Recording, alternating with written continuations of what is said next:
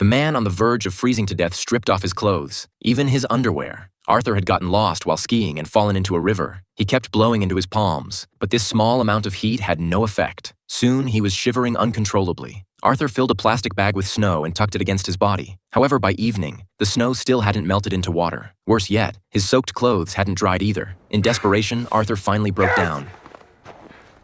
You can't hold me!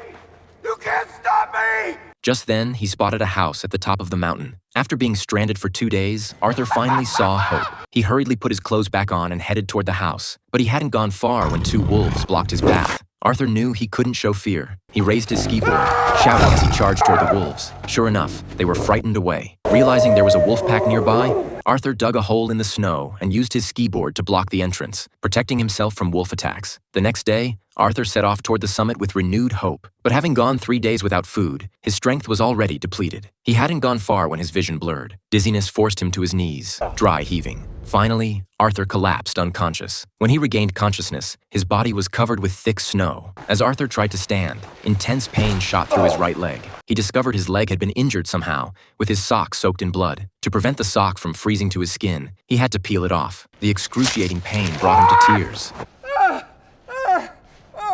After recovering slightly, he picked up bits of flesh from his sock and slowly put them in his mouth. To avoid passing out again, Arthur kept his eyes closed as he moved forward. Only when he neared the mountaintop did he open them. What he saw nearly made him faint. There was no house at the summit. It had all been a hypothermia-induced hallucination.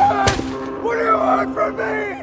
On the 5th day, a search and rescue helicopter appeared. Arthur desperately shouted, but his position in the dense forest made him invisible to the rescue team. Arthur summoned his last bit of strength to crawl out of the forest, but he was too late. Having exhausted all his energy, Arthur lay in the snow, hopelessly awaiting death.